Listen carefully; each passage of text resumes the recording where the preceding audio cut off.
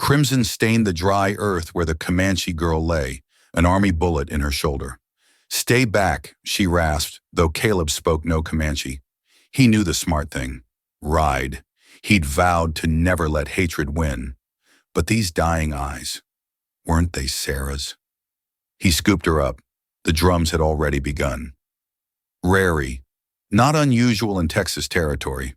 Soldiers, bandits, or tribal raids happened weekly. But something about these shots felt different.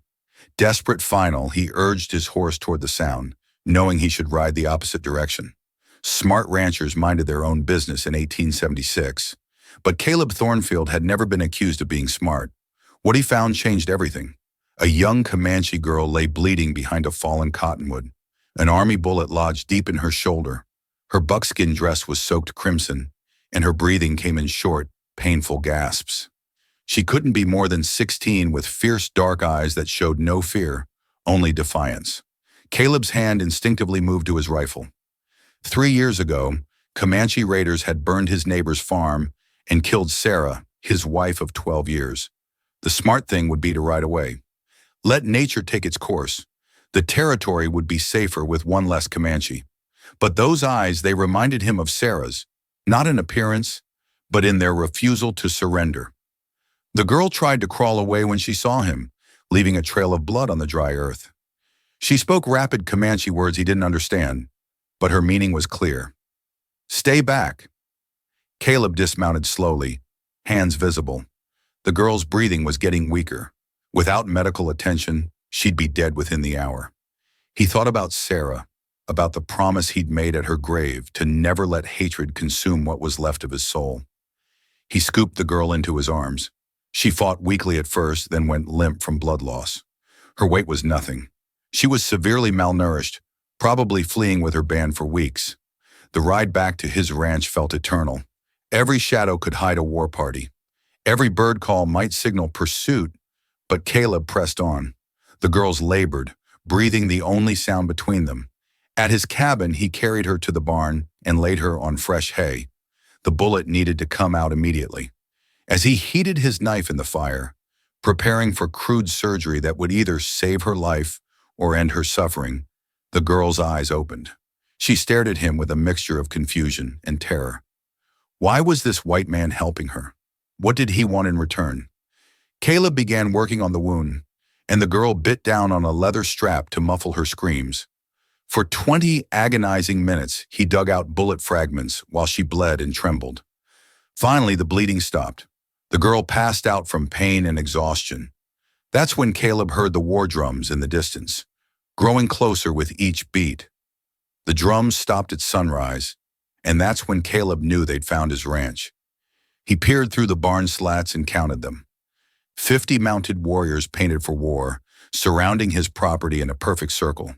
Their leader sat tall on a painted stallion, an older man with gray streaks in his braided hair and scars across his chest that spoke of countless battles. The girl stirred behind him, fever burning through her small frame. She whispered something in Comanche, her voice barely audible. Caleb didn't need translation. She was calling for her father. The war archief raised his hand and the circle tightened. Caleb could see the fury in their eyes, the way their horses stamped and snorted, eager for violence. These weren't raiders looking for cattle or supplies. These were grieving warriors who tracked their missing daughter through 20 miles of dangerous territory. Caleb checked his weapons. 1 rifle, 2 pistols, maybe 30 rounds total against 50 experienced fighters. He might last 5 minutes if he was lucky, but running wasn't an option anymore. The girl couldn't be moved, and even if she could, they'd never outrun war horses across open prairie. The chief called out in broken English, his voice carrying across the morning air like thunder. "White man, you have what belongs to us." Caleb's mouth went dry. How could he explain this? That he'd saved their daughter's life, that he'd risked everything to help her. In their eyes, he was just another settler who'd taken something precious from them. He thought about responding, trying to negotiate, but what could he say? That he'd found her bleeding and brought her home? They'd see it as kidnapping. That he'd operated on her wound. They'd call it torture. The girl tried to sit up, wincing from the pain. She looked at Caleb with new understanding. He hadn't saved her. He'd made himself a target. Now both of them would die because of his misguided compassion. "Ayana!" the chief shouted, and the girl's eyes filled with tears. She tried to call back, but her voice was too weak to carry. Caleb made a decision that would haunt him. He stepped out of the barn with his hands raised, leaving his weapons behind. 50 arrows tracked his movement. 50 fingers tightened on bowstrings. "She's alive," he called out. "Your daughter is alive, but she's hurt bad." The chief's expression didn't change. If anything, the rage in his eyes intensified. A white man claiming to help his daughter was worse than a white man who'd harmed her. At least enemies were honest about their intentions. "You lie," the chief spat. "Show her to us." That's when Caleb realized his terrible mistake. If he brought Ayana out, they'd see the crude surgery, the blood-stained bandages, the way she could barely stand. To them, it would look like torture, not treatment. But if he refused to show her, they'd storm the barn anyway, and the violence would be uncontrollable. Behind him, Ayana was struggling to her feet, determination overriding her pain. She had something to prove to her father, something to say that might save both their lives. The question was, would she defend the man who'd saved her, or would she condemn him to save herself? Ayana stumbled from the barn, clutching her bandaged shoulder, and spoke 3 words in Comanche that made her father's war paint seem to drain of color. "He saved me." The chief's stallion reared as he processed what his daughter had said. For a moment, the only sounds were wind through prairie grass and leather creaking as 50 warriors shifted in their saddles, uncertain now about their mission of vengeance. But Caleb could see it wasn't over. The chief's lieutenant, a younger warrior with fresh scalps hanging from his belt, was whispering urgently in their leader's ear. His gestures toward Caleb were clear. This was still a trick, still a trap. Ayana took 3 shaky steps toward her father and collapsed. The fever was consuming her, and the effort of standing had drained what little strength she'd recovered. Caleb instinctively moved to help her, but 20 arrows swung toward his chest. "Don't," the chief warned in English. "Don't touch her again." 2 Comanche women dismounted and rushed to Ayana. They examined her bandages, felt her burning forehead, and spoke in rapid, concerned tones. Caleb watched their faces change as they realized the quality of the medical work, the clean stitching, the proper wound care, the fact that she was alive at all. The older woman looked up at the chief and nodded once. The girl had been treated well, but the lieutenant wasn't satisfied. He rode closer to Caleb, his horse's hooves stopping just inches from the rancher's boots. Up close, Caleb could see this warrior was maybe 25 with angry scars across his face and hatred burning in his eyes like prairie fire. "She is Chief's daughter," the lieutenant said in broken English. "You take her, you die. All white men die." Caleb realized this wasn't about Ayana anymore. This young warrior wanted war, wanted revenge for something that had happened long before today. The girl's rescue had given him the excuse he'd been looking for. The chief was studying Caleb with eyes that had seen 40 years of frontier violence. "Why?" he asked simply. "Why help enemy?" It was the question Caleb had been asking himself since he'd first seen Ayana bleeding behind that cottonwood. Why risk everything for a people who'd killed his wife? Why throw away his life for a stranger? "Because she was dying," Caleb said finally, "and I couldn't watch someone die when I could prevent it." The chief's expression shifted slightly. Something in Caleb's words had reached him, a father recognizing another man's humanity. But the lieutenant spat in the dirt and raised his rifle. "Lies, white man lies. He keeps her for slave, for the accusation hung in the air like poison." Caleb saw the doubt creeping back into the chief's eyes, saw the other warriors' faces hardening again. That's when Ayana spoke again, louder this time, her voice carrying across the silent ranch. Whatever she said made the lieutenant's face go white with rage, and then she said something else that made her father reach for his tomahawk. Ayana had told her father that the lieutenant was the one who'd led her into the army ambush, and now the young warrior was reaching for his knife. The truth exploded across the ranch like lightning. The chief's tomahawk wasn't meant for Caleb, it was for the traitor who'd gotten his daughter shot. The lieutenant had been feeding information to the cavalry, trading Comanche lives for army gold, and Ayana had witnessed his betrayal. "You speak lies, girl," the lieutenant shouted. but his voice cracked with panic. Fever makes you crazy. Three other warriors were already moving to surround the lieutenant. Whatever Ayanna had said was specific enough, detailed enough, that her father believed every word. The chief's face had transformed from anger to a cold, deadly rage that made the morning air feel like winter. But the lieutenant wasn't finished. Desperate men make desperate choices, and he'd rather die fighting than face Comanche justice for treason. His rifle swung toward Ayanna, intent on silencing the only witness to his betrayal. Caleb moved without thinking. 3 years of grief and guilt exploded into action as he tackled the lieutenant from his horse.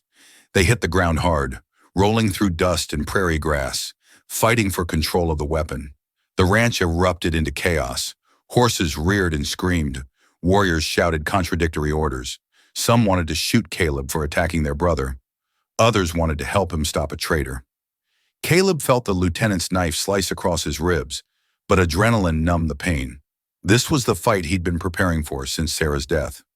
Not against innocent people, but against the kind of evil that destroyed everything good in the world. They rolled again, and the lieutenant ended up on top, pressing his blade toward Caleb's throat. The young warrior's face was twisted with rage and desperation. You should have minded your own business, white man. Caleb bucked upward, throwing the lieutenant off balance. His hand found a rock the size of his fist. One swing connected with the traitor's temple, and the knife clattered away across the dirt. The lieutenant lay still, breathing, but unconscious. Blood trickled from his head, wound onto the earth that had seen too much violence already. Silence settled over the ranch like a heavy blanket. 50 warriors stared at the white man who just risked his life to protect their chief's daughter from one of their own. The chief dismounted slowly and walked to where Caleb knelt, breathing hard from the fight. For a long moment, they looked at each other. Two men who'd lost too much, seen too much, but still recognized honor when they saw it. You fight to protect my daughter, the chief said simply. I do it again, Caleb replied, surprising himself with the truth in those words. The chief nodded once, then spoke rapidly in Comanche to his warriors. Half of them dismounted. The other half began preparing to leave, but not in the way Caleb had expected. Ayanna was being helped onto one of the horses despite her protests. She looked back at Caleb with something he hadn't expected to see. Gratitude mixed with genuine sadness. But the chief wasn't done with his surprises. He pulled something from his belt and held it out to Caleb. It was a medicine bag decorated with beadwork that had taken months to complete. My daughter says you have lost wife to our people, the chief said quietly. This cannot bring her back, but it can protect you from dying before your time comes naturally. Caleb stared at the offering, understanding the weight of what was being given. This wasn't just a gift. It was an adoption into protection, a promise that this band would never raid his land again. But as he reached for the medicine bag, gunshots erupted from the ridge overlooking his ranch. 20 cavalry soldiers appeared on the ridge with rifles aimed at the Comanche below, and their commander was shouting orders to fire at will. The trap had been perfectly planned. Someone had told the army about the Comanche war party surrounding Caleb's ranch, and now 50 warriors were caught in the open with nowhere to run. The lieutenant's betrayal ran deeper than anyone had realized. Take cover, Caleb shouted, but the Comanche were already moving with practiced efficiency. Within seconds, they transformed from a ceremonial gathering into a fighting force, using horses and buildings as shields against the rifle fire raining down from above. The chief grabbed Ayanna and pulled her behind Caleb's water trough just as bullets splintered the wood inches from her head. She was too weak to fight, too fevered to run, and now she was trapped in the middle of a massacre. Caleb realized with sick clarity that this was exactly what the lieutenant had planned. Get caught helping a Comanche girl, draw the war party to his ranch, then signal the cavalry for a surprise attack. The traitor would be hailed as a hero for leading the army to a decisive victory, but the lieutenant hadn't counted on being exposed as a double agent.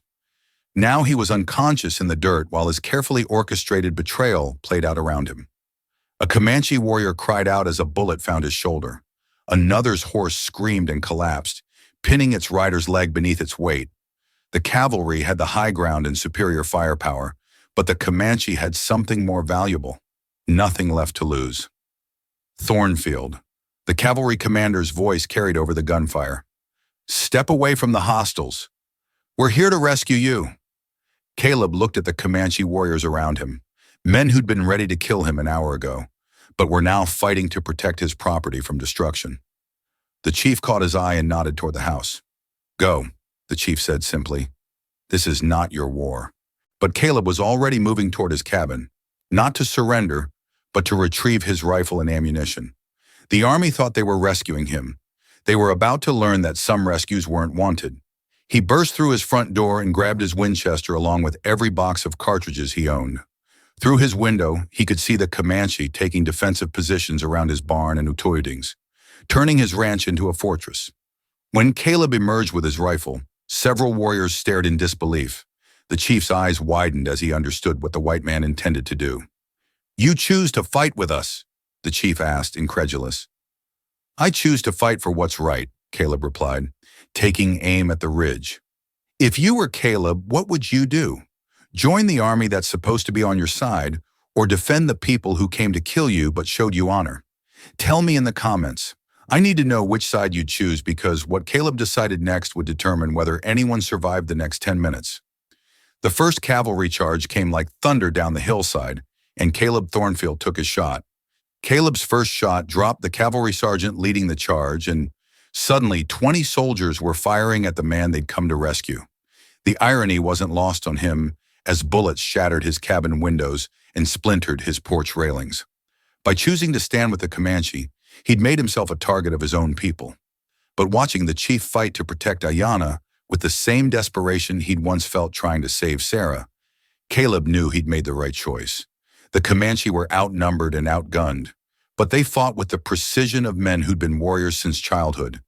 They used every piece of cover, made every shot count, and turned Caleb's ranch into a killing field for anyone foolish enough to charge across open ground. The cavalry commander, a young officer with more ambition than experience, kept ordering frontal assaults that cost him men without gaining ground. After the third failed charge, his remaining soldiers were getting reluctant to follow orders that seemed designed to get them killed. But the lieutenant was waking up, his head wound bleeding, but his betrayal still intact. He crawled toward a fallen soldier's rifle, intent on shooting Ayanna while everyone was distracted by the battle. Caleb saw the movement and swung his rifle around, but he was too far away. The lieutenant's weapon was already rising toward the water trough where the chief's daughter lay hidden. That's when one of the Comanche warriors made a choice that shocked everyone. Instead of shooting at the cavalry, he put an arrow through the lieutenant's chest, permanently ending the traitors' war. The chief looked at the warrior who'd killed his own band member and nodded grimly. Justice had been served in the middle of chaos. The battle was turning. The cavalry had lost 7 men to the Comanches too, and their ammunition was running low. But the Comanche were almost out of arrows, and several warriors were wounded badly enough that they could barely hold their weapons. Caleb was down to his last box of cartridges when he heard something that changed everything. More horses approaching from the east. At first, he thought it was cavalry reinforcements, which would mean certain death for everyone defending the ranch. But these weren't soldiers. They were ranchers from the surrounding territory drawn by the sound of sustained gunfire. Men who knew Caleb Thornfield as an honest neighbor, a man who'd helped them through hard winters and shared water during droughts. The cavalry commander tried to wave them off, shouting that he was conducting a military operation against hostile Indians. But the ranchers had eyes. They could see Caleb fighting alongside the Comanche, could see the girl who was clearly wounded and being protected rather than held captive. Old Pete Murdoch, who owned the spread 5 miles south, rode up to the cavalry commander with his own rifle ready. "What in hell are you doing, soldier boy? That's Caleb Thornfield down there, and he's no Indian fighter unless someone gives him cause to be." The commander's authority was crumbling. His men were demoralized. His mission was exposed as something darker than a rescue, and now he had armed civilians questioning his orders. But wounded men with nothing to lose make dangerous enemies. The commander's hand moved to his sidearm, and Caleb realized the officer was prepared to shoot his way out of this situation rather than face a court-martial for attacking innocent ranchers. The chief saw it too, and their eyes met across the battlefield as they both understood what was about to happen. The cavalry commander drew his pistol on Pete Murdoch, but the chief's tomahawk found his skull before the shot could fire. The battle ended as suddenly as it had begun. The remaining soldiers, demoralized and leaderless, threw down their weapons when faced with 20 angry ranchers who'd known Caleb Thornfield for years. These weren't career soldiers. They were farm boys and drifters who'd joined the army for steady pay, not to massacre civilians on a Texas ranch. Pete Murdoch dismounted and walked over to where Caleb knelt beside the water trough, checking on Ayanna's condition. The girl's fever had broken during the fighting, and her eyes were clearer now, though she was still weak from blood loss. "Caleb," Pete said quietly, "you want to tell me what this is all about?" So Caleb told the story, finding Ayanna wounded, treating her injuries, the arrival of the war party, the lieutenant's betrayal, and the army's attack on what should have been a peaceful resolution. The other ranchers listened in silence, understanding gradually that their neighbor had risked everything to save a life. The chief approached slowly, his war paint streaked with sweat and gunpowder. He looked at the dead cavalry commander, then at the soldiers sitting in the dirt with their hands raised, then at the ranchers who'd intervened to stop a massacre. "This white man," the chief said, pointing at Caleb, "has more honor than soldiers who wear blue coats." Pete nodded. "Caleb's always been decent folk. If he says the girl needed help, then she needed help." But the situation was far from resolved. 23 soldiers were dead or wounded. A cavalry commander was scalped on Caleb's property, and a Comanche war party was standing in the middle of white ranchers' territory. This was the kind of incident that started wars between entire peoples. The chief seemed to understand this too. He spoke rapidly to his warriors, who began preparing to leave despite their own wounded. Better to retreat now than wait for more soldiers to arrive seeking vengeance. "Wait," Caleb said. He looked at Ayanna, who was strong enough now to sit up on her own. "She's not ready to travel. The wound could reopen." The chief's jaw tightened. Every minute they stayed increased the danger, but his daughter's life was worth more than tactical advantage. "We take that risk," he decided. But Ayanna had something to say about her own fate. She struggled to her feet and spoke in Comanche, her voice carrying the authority of a chief's daughter. Despite her youth, whatever she said made her father's eyes widen with surprise. She was refusing to leave. She was claiming sanctuary at Caleb's ranch under Comanche law, putting herself under his protection until she was fully healed. The chief looked at Caleb with an expression that mixed respect with deep concern. "She chooses to trust you with her life. If anything happens to her," he didn't need to finish the threat. But he also handed Caleb the medicine bag he'd offered earlier, sealing a bond that would change both their lives forever. That's when they heard the sound of more cavalry approaching from 3 different directions. The approaching cavalry turned out to be Colonel Hayes from Fort Griffin, riding with 2 companies and a white flag. He'd come to negotiate, not to fight. Hayes was old Army, a man who'd seen enough frontier violence to know the difference between justice and massacre. When he surveyed the scene at Caleb's ranch, the dead soldiers, the Comanche warriors and the ranchers standing together, he understood immediately that something had gone very wrong with his subordinate's mission. "Commander Patterson was ordered to investigate reports of a kidnapping," Hayes said carefully, "not to engage in open warfare against civilians." Pete Murdoch spat tobacco juice in the dirt. "Your boy Patterson was fixing to shoot me for asking questions, Colonel. If that chief hadn't put a tomahawk in his skull, we'd be burying white folks too." The colonel's experienced eyes took in the scene. Ayanna's medical bandages, the quality of treatment she'd received, the way the Comanche warriors were protecting rather than threatening her. This wasn't a kidnapping. It was a rescue that had turned into a political nightmare. But Hayes had survived 30 years of frontier politics by finding solutions that satisfied everyone's honor without starting wars. He looked at the chief, then at Caleb, then at the medicine bag hanging from the rancher's belt.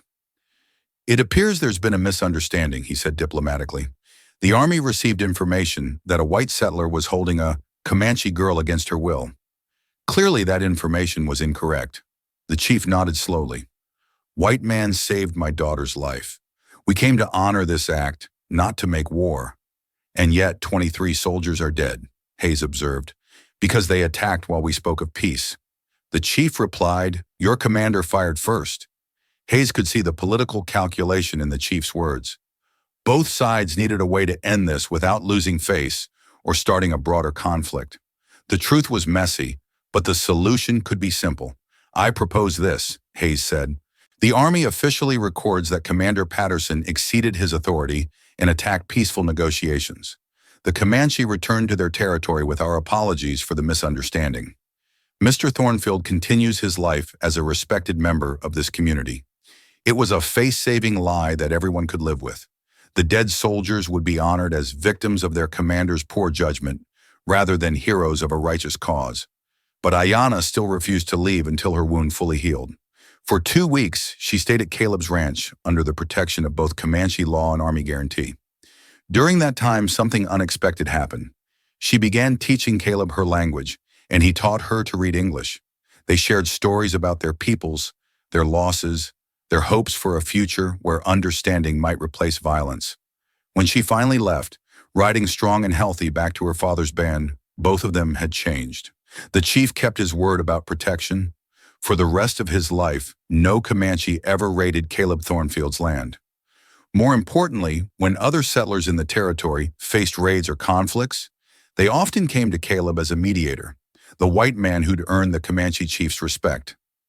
Ayanna grew up to become a peace negotiator between her people and the encroaching settlements, using the reading skills Caleb had taught her to understand treaties and legal documents that previous generations had signed without comprehension. And Caleb, he never remarried, but he was never alone. His ranch became a neutral ground where Comanche and white settlers could meet safely to trade, talk, and sometimes find solutions to conflicts that might otherwise have ended in bloodshed. The medicine bag the chief had given him still hung from his belt when he died peacefully 30 years later, surrounded by neighbors, both white and Comanche, who mourned the passing of a man who'd proven that sometimes the right choice is the hardest one. Now click on the video on the screen to hear a story even better than this one with an ending, so surprising you won't forget it anytime soon.